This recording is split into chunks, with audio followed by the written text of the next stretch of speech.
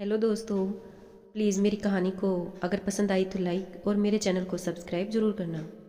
तो चलिए कहानी शुरू करते हैं। वाह भाई, मज़ा आ गया। भाभी के हाथों में तो जैसे जादू की छड़ी है, बस खाने पर घुमा देती हैं और खाने वाला समझ ही नहीं पाता कि खाना खाए या अपनी उंगलियां चाटे। मोहित ने दो चार खोर खाते ही हमेशा की तरह खाने की तारीफ शुरू कर दी तो रसोई में फुलके सेकती सरिता भाभी के चेहरे पर मुस्कुराहट तैर गई। पास ही खड़ी ममता के भीतर कुछ दरक सा गया, मगर उसने हमेशा की तरह दर्द की उन किरचों को आंखों का रास्ता नहीं दिखाया, दिल में उतार लिया। अरे भाभी, ममता को भी कुछ बनाना सिखा दो ना। रोज रोज की सादी रोटी सब्जी से हम ऊब गए। बच्चे तो हर तीसरे दिन होटल की तरफ भागते हैं। मोहित ने अपनी बात आगे बढ़ाई तो लाख रोकने की कोशिशों के बावजूद ममता की पलकें नम हो आई। इसके पास कहाँ इतना टाइम होता है जो रसोई में खपे। एक ही काम होगा, या तो कलम पकड़ लो या फिर चकला बेलन। सरिता की चहक में छिपे व्यंग्य बाण ममता को बींध गई। मगर बात तो सच्ची थी, भले कड़वी सही। ममता एक कामकाजी महिला है। सरकारी स्कूल में अध्यापिका ममता को मलाल रहता है कि वह आम गृहिणियों की तरह अपने घर को वक्त नहीं दे पाती। ऐसा नहीं है कि उसे अच्छा खाना बनाना नहीं आता, मगर सुबह उसके पास टाइम नहीं होता और शाम को वह थक कर इतनी चूर हो जाती है कि कुछ एक्स्ट्रा बनाने की सोच भी नहीं पाती। ममता सुबह 5 बजे उठती है, सबका नाश्ता खाना बनाकर 8 बजे तक स्कूल पहुंचती है। दोपहर 3 बजे तक स्कूल में व्यस्त रहती है। उसके बाद घर आते आते इतनी थक जाती है ये कि यदि घंटा भर आराम ना करे तो रात को चिड़चिड़ाहट रात तक बनी रहती है। रात को रसोई समेटते समेटते 11 बज जाते हैं। अगले दिन फिर वही दिनचर्या।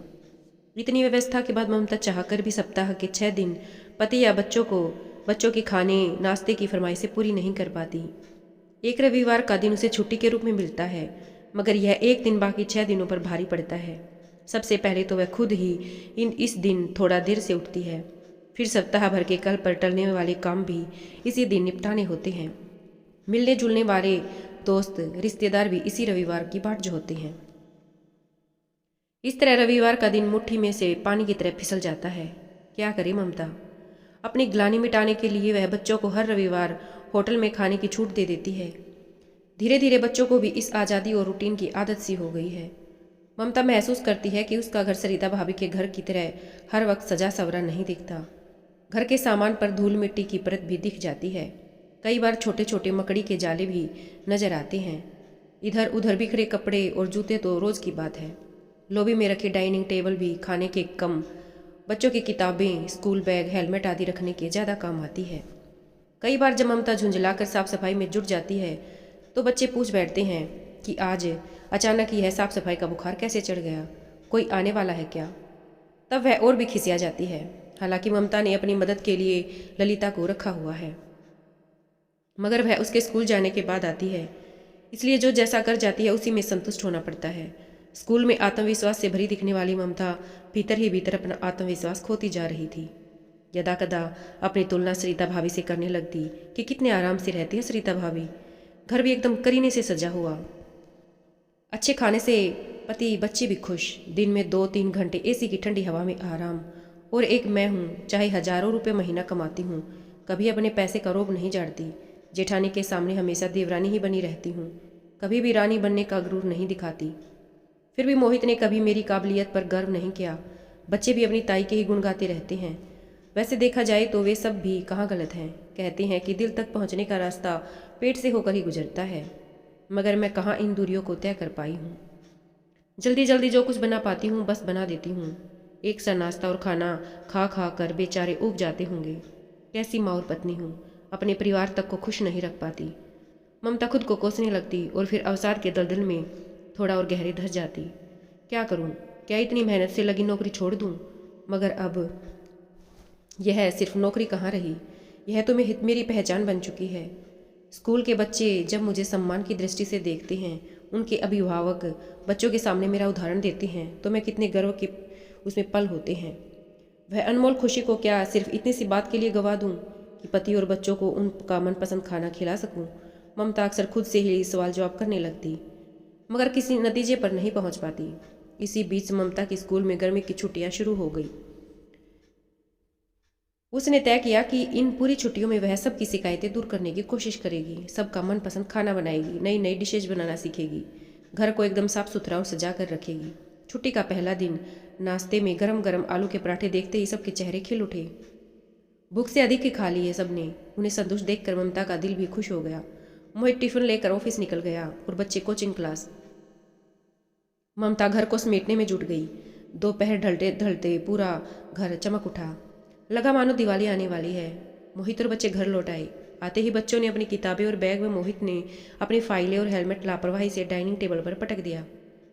ममता का मूड उखड़ गया, मगर उसने एक लंबी सांस ली और सारा सामान यथास्थान पर रखकर डाइनिंग टेबल फिर से सेट कर दी। ममता ने रात के खाने में भी 2 मसालेदार सब्जियों के अलावा रायता और सूजी का हलवा बनाया। सजी डाइनिंग टेबल देखकर मोहित और बच्चे खुश हो गए। उन्हें खुश देखकर ममता भी खुश हो उठी। अब रोज यही होने लगा। नाश्ते में अक्सर मैदा, बेसन, आलू और अधिक तेल मिर्च मसाले का इस्तेमाल होता था। रात में भी ममता कई तरह के व्यंजन बनाती थी। अधिक वैरायटी बनाने के चक्कर में अक्सर रात का खाना लेट हो जाता था और ग्रिस्ट होने के कारण ठीक से हजम भी नहीं हो पाता था। अभी 15 दिन भी नहीं बीते थे कि मोहित ने एसिडिटी की शिकायत की। रात भर खट्टी डकारों और सीने में जलन से परेशान रहा। सुबह डॉक्टर को दिखाया तो उसने सादे खाने और कई तरह के दूसरे परहेज बताने के साथ साथ उसे 2000 का बिल भी थमा दिया। दूसरी तरफ घर को साफ सुथरा और व्यवस्थित रखने के प्रयास में बच्चों की आज़ादी छीनती जा रही थी। ममता उन्हें हर वक्त टोकती रहती कि इस्तेमाल करने के बाद वह सब अपना सामान प्रॉपर जगह पर ही रखें, मगर बरसों की आदत भला एक दिन में छूटती है। और फिर वैसे भी अपना घर इसलिए तो बनाया जाता है ताकि वहाँ अपनी मन मर्जी से अपने तरीके से रहा जाए। माँ की टोकाटाकी से बच्चे घर वाली फीलिंग के लिए तरसने लगे, क्योंकि अब घर होटल की तरह लगने लगा था। घर को संवारने और सबको मनपसंद खाना खिलाने की कवायद में ममता पूरा दिन उलझी रहने लगी। हर वक्त कोई ना कोई डिश या नया आइडिया उसके दिमाग में पकता रहता।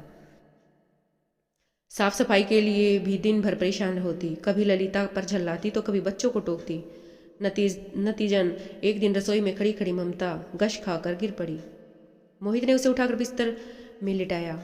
बेटे ने तुरंत डॉक्टर को फ़ोन किया। चेकअप करने के बाद पता चला कि ममता का बीपी बहुत ज़्यादा बढ़ा हुआ है। डॉक्टर ने आराम करने की सलाह के साथ साथ मसालेदार, ज़्यादा घी व तेल वाले खाने से भी परहेज की सलाह दी। साथ ही लंबा चौड़ा बिल थमाया वह अलग। सॉरी मोहित, मैं एक अच्छी पत्नी या माँ की कसौटी पर खरी नहीं उतर सकी, ममता ने मायूसी से कहा। पगली, यह तुम से किसने कहा? तुमने तो हमेशा अपनी जिम्मेदारियां पूरी शिद्दत के साथ निभाई हैं। मुझे गर्व है तुम पर, मोहित ने उसका हाथ अपने हाथ में लेते हुए कहा। तो वह फिर हमेशा सरिता भाभी की तारीफें, वह सब क्या था? ममता ने संशय से पूछा। अरे बावली, तुम भी गजब करती हो, पता नहीं किस आसमान तक अपनी सोच के घोड़े दौड़ा लेती हो, मोहित ने ठहाका लगाते हुए कहा। ममता अचरज के भाव लिए मुंह खोले उसे देख रही थी। जब हमारी सगाई हुई थी उसके बाद से ही सरिता भाभी के व्यवहार में परिवर्तन नजर आने लगा था। उन्हें लगने लगा था कि नौकरी पेशा बहू आने के बाद घर में उनकी अहमियत कम हो जाएगी। यह भी हो सकता है कि तुम्हें उन पर या उन्हें तुम पर पैसे का रोब दिखाओ। बातचीत में उनकी तारीफ करते हैं ताकि वे किसी हीन भावना से ग्रस्त ना हो जाएं। मगर इस सारे गणित में अनजाने में ही सही हमसे तुम्हारा पक्ष नजरअंदाज होता रहा। हम सब तुम्हारे गुनहगार हैं। मोहित ने शर्मिंदा होते हुए अपने कान पकड़ लिए। यह देख ममता खिलखिला पड़ी। तो अब सजा तो आपको मिलेगी ही। अब सबको अगले 20 दिन और इसी तरह का चटपटारा और मसालेदार खाना खाना होगा। ना बाबा ना, इतनी बड़ी सजा हमें नहीं। हमें तो वही सादी रोटी सब्जी चाहिए ताकि हमारा पेट भी हैप्पी रहे और जेब भी। क्यों बच्चों? मोहित ने नाटकीयता से कहा। अब तक बच्चे भी वहाँ आ चुके थे, ठीक है, मगर सप्ताह में एक दिन तो होटल जाने दोगे और हमें अपनी मनपसंद का डिशेज खाने दोगे ना? दोनों बच्चे एक साथ चिल्लाए तो ममता के होठों पर मुस्कुराहट तैर गई। दोस्तों, और कहानी सुनने के लिए प्लीज़ मेरे चैनल को सब्सक्राइब जरूर करना।